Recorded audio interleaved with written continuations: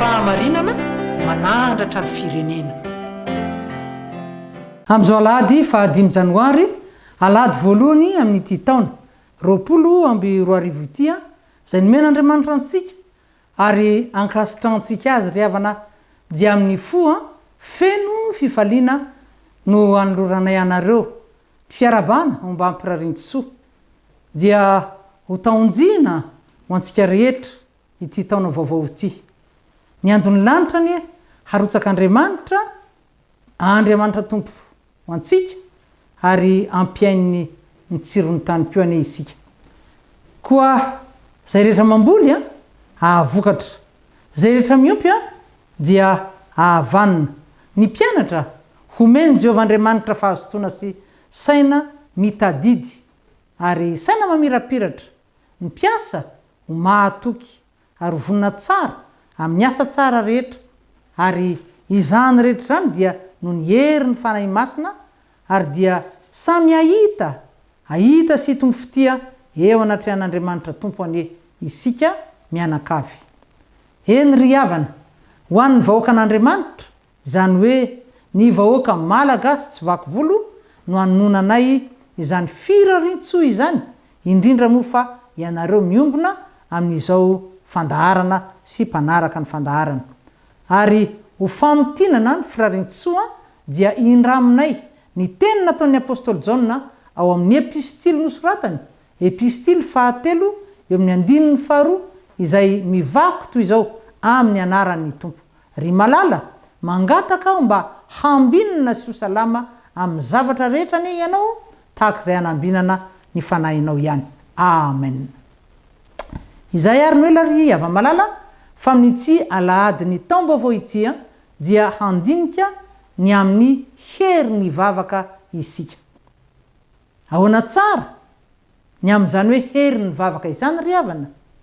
Olona manao ahoana kristianina iza mety mahazo valim-bavaka ary iza kosa no tsy ahazo valim-bavaka mihitsy? Efa niova ve sa mbola tsy miova ny famalian'Andriamanitra vavaka sy ny sisa.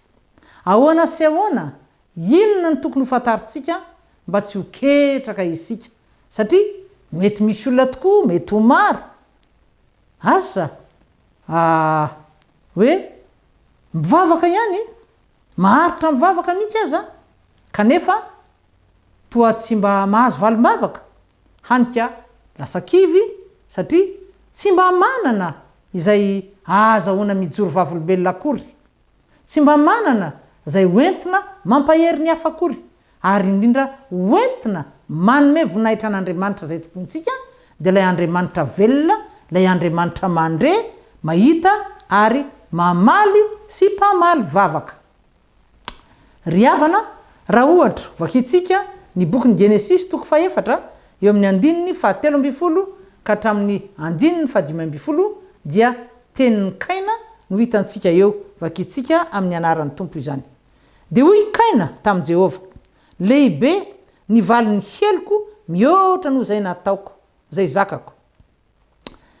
Fa indro efa noroahinao hiala amin'ny tany honenanao androany, dia hihery ny tavanao aho ary ho mpanjenjena sy mpirenireny eny ambonin'ny tany na iza ahita dia ahamono aho.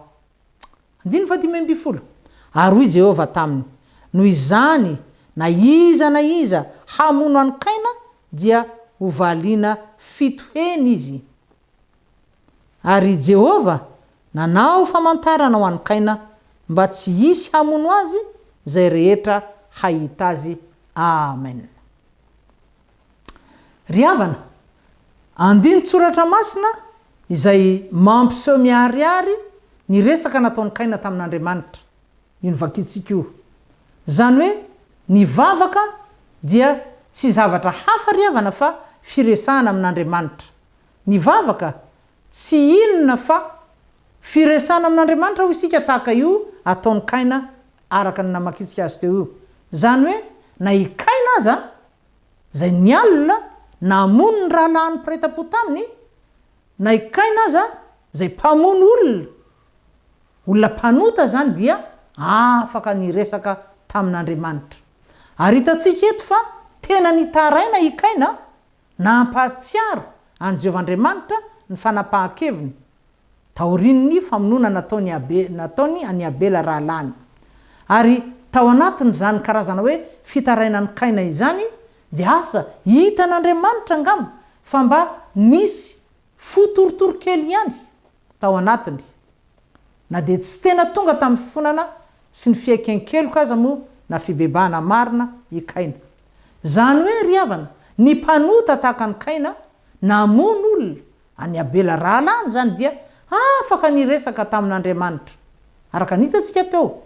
Ary tsy hoe tsy niaino azy tsy akory Andriamanitra fa tena niaino namaly ny resaka nataony. Izany hoe tena mamaly mpamaly vavaka ny Andriamanitra ny Baiboly. Eny fa na ny mpanota aza dia afaka miresaka mahalalaka aminy ary mahazo valy ny bavaka. Andriamanitra ry havana tsy niteny tamin'ny kaina hoe izaho Andriamanitra kosa aloha dia sady tsy miaino anao ry kaina ary aza miandry maly vavaka anao.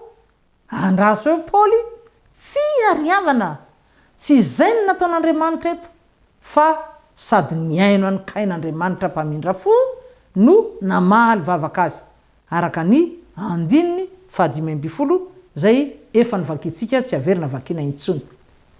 Ry havana tsy mba mahagaga ve fa vavaky ny olona izay nozonon'Andriamanitra nge no nieloka vitany no hitantsika voalohany ato anatin'ity Baiboly ity.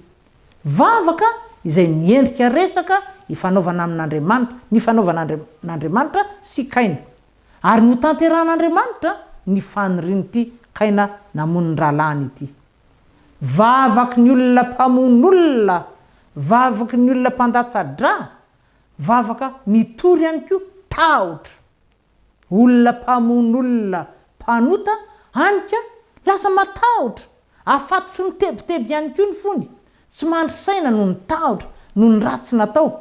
Araka ny teny nampitondraina n'Isaia mpaminany ao amin'ny boky nisoratany ao hoe tsy misy fiadanana ho an'ny ratsy fanahy. Kaina very havana efa nanota tamin'ny lanitra sy teo anatrehan'Andriamanitra. Azo ambara fa tsy mba nanana fanantenana intsony. Zany hoe nahatsapa mihitsy izy fa efa nialan'Andriamanitra, efa niataka tamin'ny Andriamanitra. Eny, efa nanozina azy mihitsy Jehova Andriamanitra raha ikaina zany dia azo ambara hoe toy ny olona very fanahy mbola velona tafasaraka tamin'ny Jehova Andriamanitra no niota sy ny fahotana ary tsy mba zava-maivana no nataony fa famonona ny rahalany mpiray rà aminy.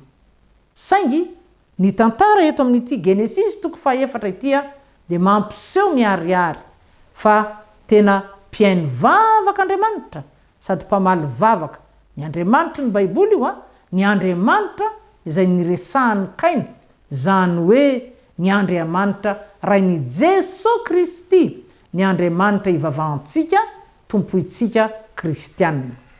Noho izany ary havana aoka isika olombelona, indrindra isika zay fa lasa zanak'Andriamanitra noho ny amin'ny finoanan'i Jesosy Kristy, efa lasa olom-baovao amin'i Kristy, efa nateraka indray isika rehetra ihany koa mpiombona sy miombona amin'izao fandaharana izao. Aoka samy resy lahatra ny herin'ny vavaka, resy lahatra fa tena miaino vavaka ary mamaly vavaka ny Andriamanitsika. Koa dia mivavary havana ary na manao ahoana eloka sy fahotana efa vitanao, na iza ianao, na iza toerana misy anao dia mivavah fa mahare anao Andriamanitra. Dia hojerentsika indray ary havana ny voasoratra ao amin'ny boky ny Genesis toko 7 ary hovakitsika ny 2:20 sy ny 7:20. Zao ny vakiny amin'ny anarany Tompo. Dia niodina niala teo ireo lehilahy ireo ka nandroso ho an'i Sodoma, fa Abrahama kosa mbola nijanona teo anatrehan'i Jehova. 7:20. dia nanatonyAbrahama ka nanao hoe haringanao miaraka amin'ny meloka va ny marina. Dia mitoy ihany hoy zany hoe angamba misy olo marina 50 ao an-tanàna haringanao koa va ka tsy amindranao fo ny tanàna noho ny 50 marina izay ao. Dia i Abrahama ihany any mbola miresaka mivavaka teny amin'ny Jehovahandriamanitra hoe sanatria anao raha hanao toy izany ka hamono ny marina miaraka amin'ny meloka ka ny marina hatao tahaka ny meloka. Dia mitoy hatrany ny fitarainany Abrahama. Ry ava-malala ao amin'ny tompo ny faniriana ary everiko fa iombonantsika rehetra dia mba ahitantsika fiavaozana fiovana eo amin'ny fomba fivavaka izany hoe eo amin'ny fifandraisantsika amin'Andriamanitra ary mba ho hitan'ny Jehovahandriamanitra tokoa fa tsy ny taona ihany ny vaovao ho antsika zany fa ny taom-baovao ihany koa dia araraotintsika hanavaozana hanatsarana ny vavaka ny antom-bavaka sujet de prière fa tsy sanatria hoe ho vavaky ny olona tia tena na olona mitady tombontsoa fotsiny ihany. Zay vao mainka koa hiteraka alahelo an'Andriamanitra hanika tsy atsapa izany atao hoe hery ny vavaka izany isika. Mbola maro ry avana no azo zaraina makasika izany fa ho famalifaliana antsika mpanaraka ny fandaharana amin'izao taom-baovao zao dia intia misy tononkalo iray atolotra koa dia mianofinaritra tompoko. Raha mbola misy mitahiry ombilà volamena dia mbola angirifiry ny fiainam-pirenena. Raha tahiny mbola misy manompo andriamanikafa dia ho nofinofy ihany ny fanarena anakinasa. Raha toa ka mbola misy ireo sahy maniratsira dia ny sento sy toloko no handrahako trany hira. Raha toa ka tsy hatomboka ny ady amin'ny fahalovana dia emitra ny maro ho kivy eny ho torovana. Raha mbola mahazovahana ny Gomora sy Sodoma ireo zay efa voky aza mbola mety ho matinona. Mbola ho tampona ny lanitra ka tsy hisy ranonorana fa ny faty hiampatrampatra ary maro no ho torana. Itoy ny ozina sy loza tsy ahavokatra ny tany antapitrisa ireo vahoaka hidradradrada hitomany. Fa raha ny fivavana kosa no ho lasa loalaharana dia ny malagasy rehetra no ho diboka asambarana. Raha toy ny baiboly ka tsy raisy no angano dia ny taona manontolo no ho lasa fararandro. Raha vela hiasa trany fa tsy tsipahana ny fanahy dia hitony ny tomany ary hisinda ny aya hilatsaka hipatrapatraka eo amin'ny taninao ny orana tsy hangataka intsony hianao fa ho tolorana. Holonaka sy ahavokatra eny fa natanongazana amin'izay lay gasikara va ho tena tanindrazana. Ary handatsaka ny manao ho Jehova raitsoto ka i Madagasikara dia ho kanana faharoa ho tany tondraka ronono ho tany tondraka tantely ho tany handry fa izay ho voadidina anjely ka ny hery ny satana dia hilofika ho lao ary Madagasikara dia ho tany vaovao. Dia izay ihany koa rehefa malala ao amin'ny tompo no ametrahako no ny mandram-piona ho tahin'Andriamanitra ary dia amin'ny manaraka indray raha sitrapon'Andriamanitra dia manao velomanao ho tahin'ny tompo. Fahamarinana manandratra ny firenena.